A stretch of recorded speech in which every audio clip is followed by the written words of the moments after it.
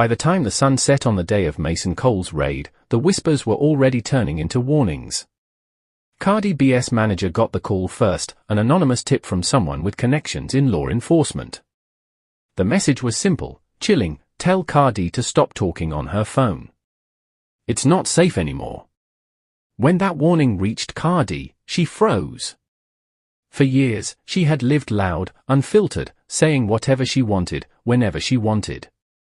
But suddenly, every call, every text, every heated rant felt like it could be the noose tightening around her neck. She started second-guessing herself, deleting entire message threads, snapping at friends who joked about her situation.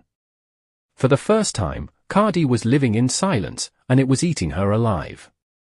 Stefon Diggs, on the other hand, was spiraling in a different way. To the public, he was still tweeting slick little subliminals, acting like he was untouchable.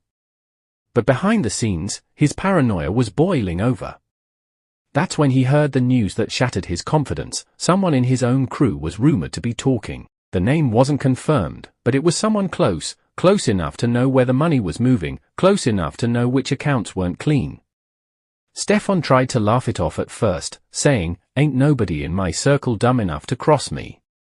But alone at night, the thought gnawed at him. Who could it be? A cousin? A business partner? Even one of the friends who had been living large off his dime? Suddenly, everyone looked suspicious. Meanwhile, Mason Cole was sitting in his lawyer's office, pale, drained, but calculating. His empire had crumbled overnight, and he knew the feds didn't play fair. They weren't just building a case, they were looking for someone to flip. His lawyer laid it out in cold, blunt terms: if you want to see daylight again, you need to give them something. Names. Transactions. Proof. Mason leaned back, rubbing his temples, and asked the question that would change everything: what happens if the names I give them are bigger than me? His lawyer didn't blink. Then you survive. They don't. The idea of Mason cutting a deal sent shockwaves through the industry. Rumors hit the blogs. Mason was ready to sing. Suddenly, every rapper, every investor, every hanger-on who had ever done business with him was sweating bullets. And right at the top of that list, Cardi B and Stefon Diggs. Cardi tried to play it cool in public, showing up at a studio session with cameras trailing, laughing like she didn't have a care in the world.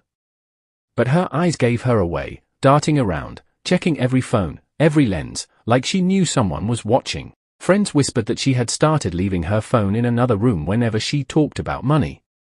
She didn't trust her own devices anymore. Stefon, meanwhile, was on a different path.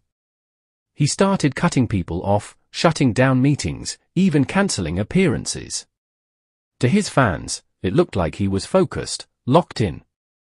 But insiders knew the truth: he was trimming his circle out of fear, hoping to root out the mole before the feds used that mole to bury him. And then came the late-night headline that shook both Cardi and Stefon to their core. Sources say Mason Cole negotiating cooperation agreement.